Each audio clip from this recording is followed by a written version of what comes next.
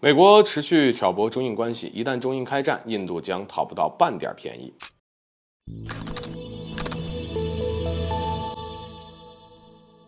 大家好，欢迎来到赵太阳观察室。我们都知道，一直以来，美国就是破坏世界稳定的存在，甚至可以毫不夸张地说，哪儿有美国，哪儿就有动乱。而正是由于有美国的存在，世界才会变得如此动乱。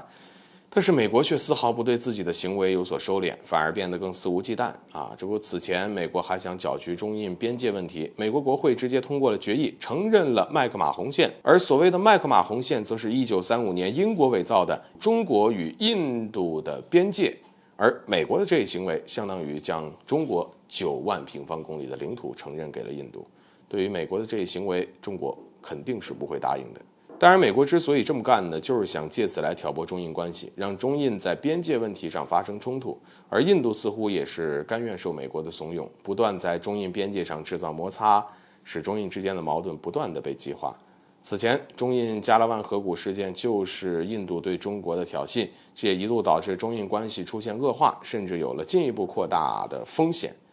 然而，印度却不知道收敛，始终在中印边界上对中国出手，而美国也一味地支持印度。就像此前，美国空军2架 B-1B 轰炸机首次现身中印边境，并与印度举行联合军演。对此，有分析认为，美军的 B-1B 轰炸机之所以现身中印边境，就是想给印度撑腰，并挑战中印开战。不得不说呢，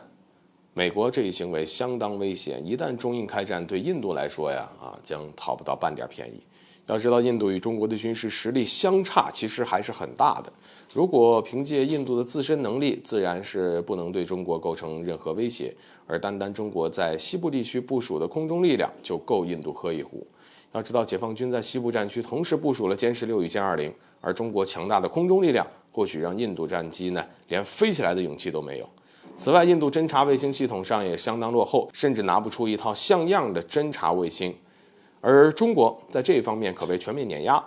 可以把握这一优势，以最快的速度能够获取最新的战场形势，并制定出较为完善的作战方案，这也能够极大地发挥出巨大的战场优势。当然，最为重要的一点就是中国要防止美国对印度进行援助，以免像俄罗斯一样被拖入持久战当中。这一点中国必须要有预见性，而要做到这一点，就必须阻断美西方国家对印度援助的路线，并通过强大的火箭军火力将印度的机场和港口全部炸毁，借此来阻止西方对印度的军援，让印度陷入孤立无援的境地。